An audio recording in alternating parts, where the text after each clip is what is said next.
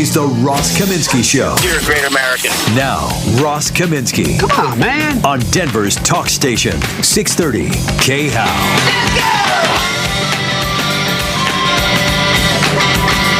Did you say this is National Hangout Day? I wonder what that's about. Good morning. I'm Ross, and I think we're hanging out. Let's see. Oh my gosh. Oh, this is really funny. Okay, so you haven't looked this up, have you? You just saw somewhere that it said that April 19th is National Hanging Out Day. Take a guess. Shannon, don't look it up. Just take a guess as to what National Hanging Out Day is about. What do you think? No guess. All right. I'm just going to read this. This is the first thing that came up in my online search.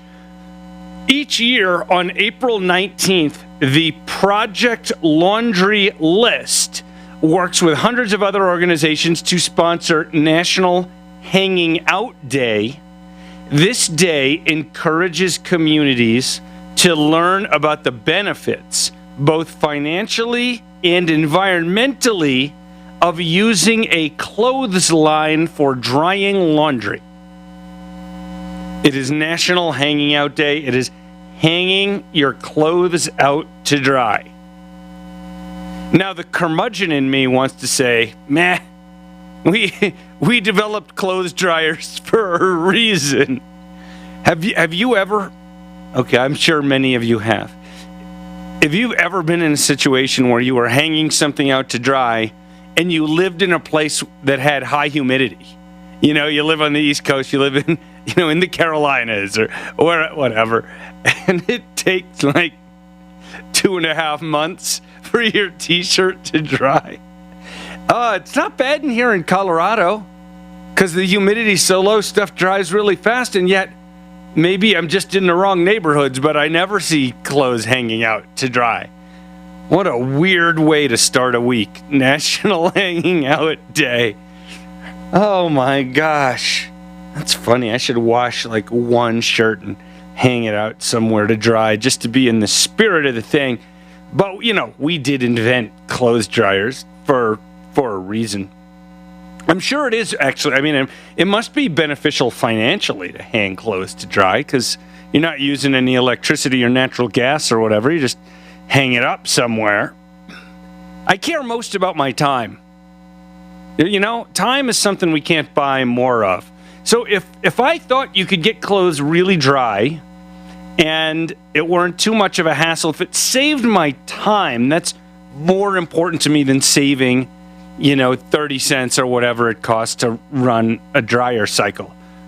All right. I'm not thinking about that nearly as much as I was pretending that I was just then. Happy Monday. I hope you had a wonderful weekend. I had an interesting weekend. I probably shouldn't tell you this story, but I will anyway. So, Shannon, you need to listen to this. So, I've been dealing with this very odd medical thing. I don't really know what it is, but I've been dizzy a lot. Like for a month and a half. And nobody has yet figured it out. No doctor has figured it out. There's a lot of potential theories out there, and I'm not going to get into all of that. One of the theories involves some kind of inner ear thing, and one of my doctors said, if it is this thing, then Valium could help. So he prescribed 2 Valium tablets total. The entire prescription was just 2 tablets. He said take one Saturday morning and one Sunday morning. And so I did, and it made me rather drowsy.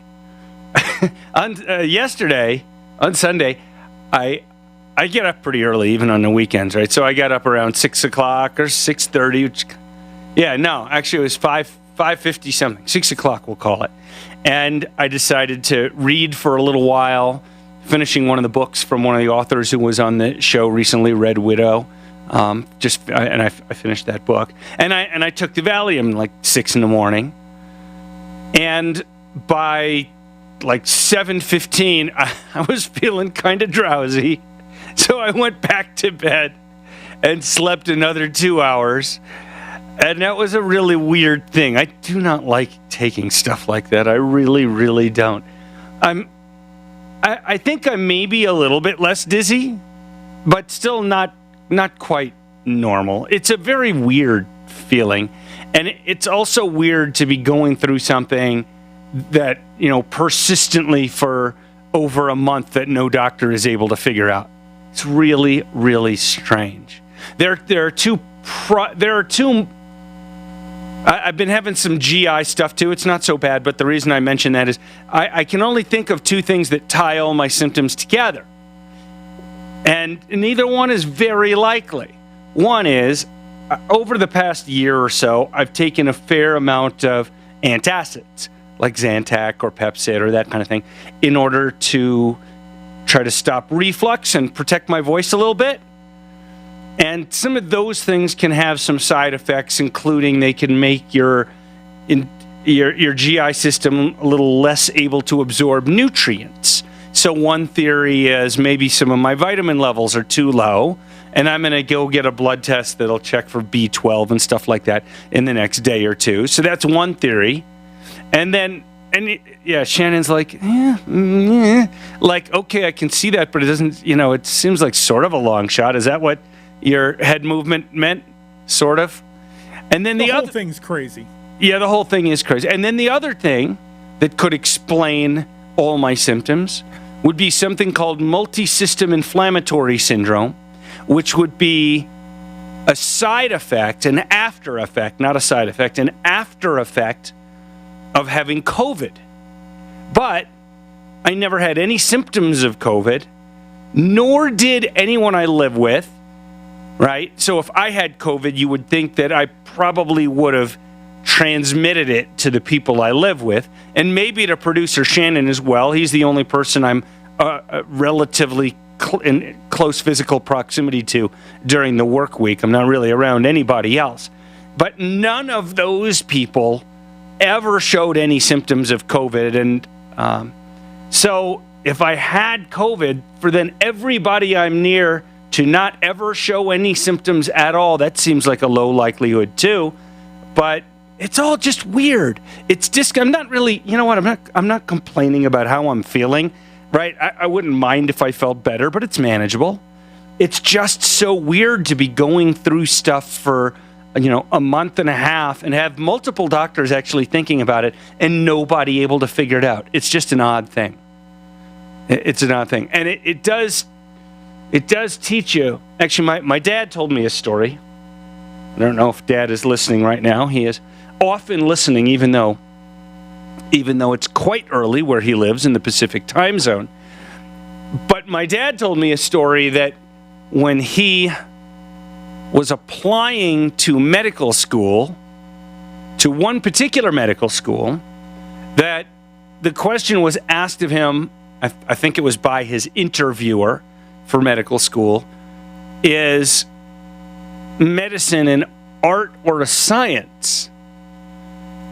And I hope I'm remembering the story right, and Dad, you correct me if I have it wrong, but my dad said it's an art, and the interviewer didn't like it.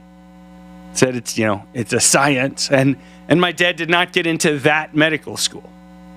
And he ended up going to a different medical school where he met my mom, who was in that other medical school. But this kind of thing does make you think that there is something of an art to it. Did you ever see that TV series House? It's kind of a fun series with Hugh Laurie, who does a perfect American accent, even though he's British. But it's kind of a fun series about a doctor who's essentially a medical detective, and these people come in with these really weird situations, and nobody can figure it out, and then House figures it out. And I like that show a lot. And Kristen said, Ross, where's House when you need him? Ross, this is what you need right now. You need House to figure this stuff out. All right, enough of that. We got a lot of other stuff to do today. I would like to mention, as I look at the CDC's website right now, this was last updated on Friday, I believe. Let's see. No, actually, they updated it. They updated it yesterday morning, although it didn't change much.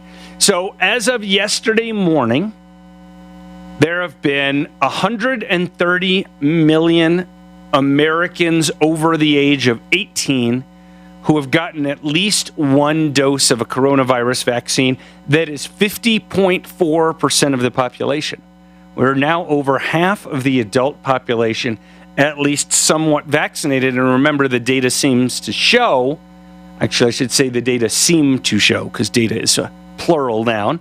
The data seem to show that even a single shot of one of the two-shot vaccines does provide significant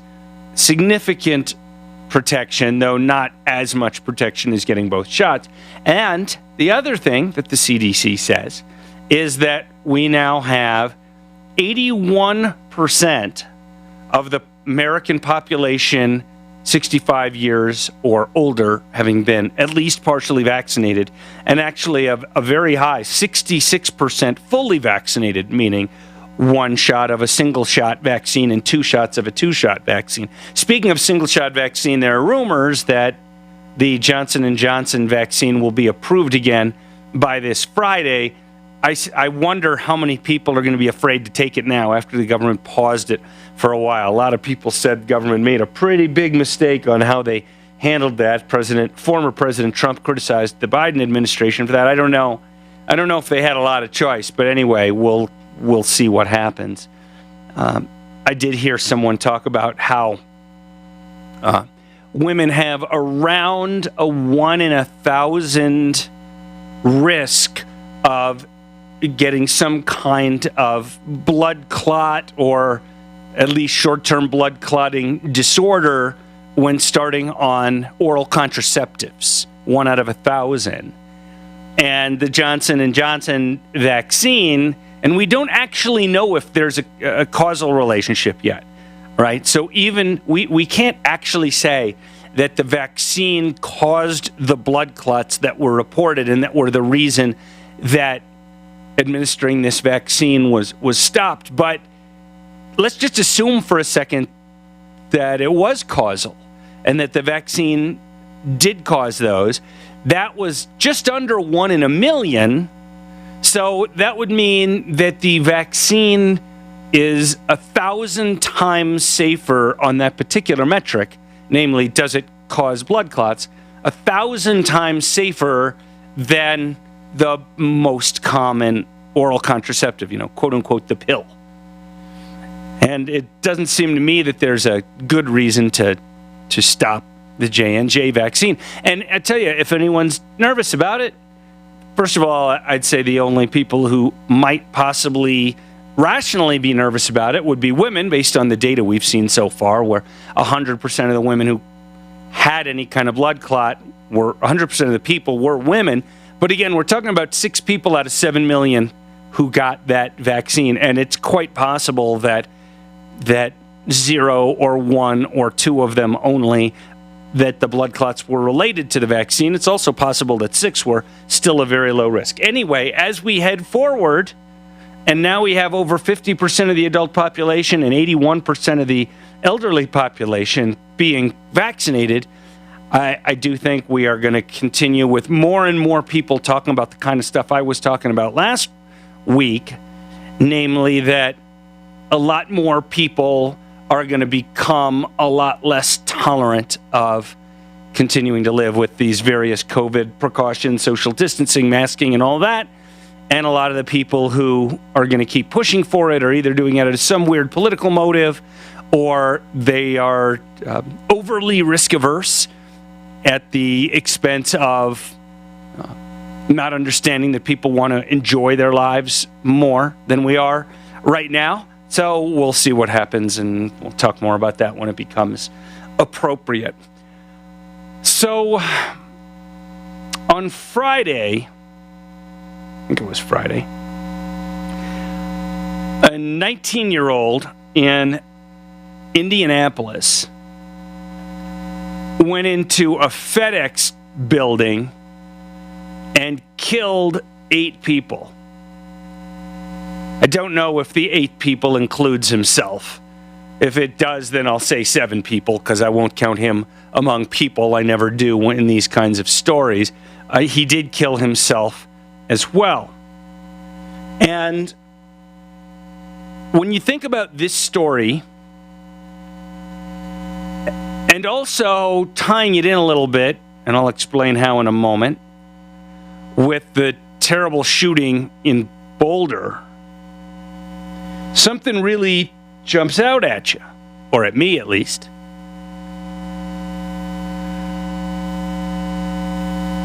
This guy, and I'm not going to use his name, legally bought the 2 rifles that he used in this massacre just a couple of months, a few months. I'll have to get the exact number of months, actually. It might be closer to a year after his mother contacted the police and said that she believed that this guy posed a risk to himself or others and perhaps intended to commit what they call suicide by cop. Actually, this is a year ago. March of 2020, and who wrote this news story? This is from the New York Times. His mother raised concerns about his mental state. Police Chief Randall Taylor said the fact that he was legally able to make the more recent gun purchases indicated that despite his mother's warning and a police seizure of a gun, they came and took a shotgun from him, that the authorities had not deemed him subject to Indiana's so-called red flag law.